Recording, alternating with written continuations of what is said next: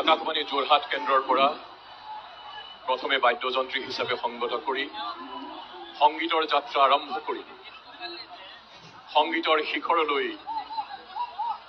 গতি কৰা আমাৰ সকলোৰে মৰমৰ হৃদয়ৰ আপোন আমাৰ বুকুৰ আপোন জুবিন দা সদায় জীয়াই থাকিব আমাৰ হৃদয়ত।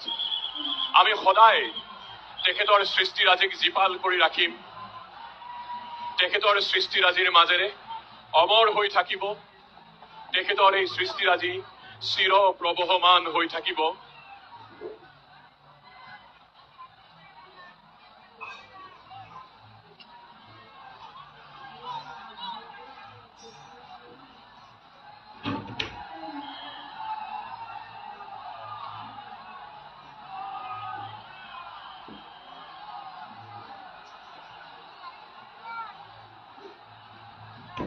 মুখাগ্নি কৰিব জুবিনদাৰ ভগ্নী পামী বৰঠাকুৰ আৰু জুবিনদাৰ অতি মৰমৰ ৰাহুল গৌতম শৰ্মাই।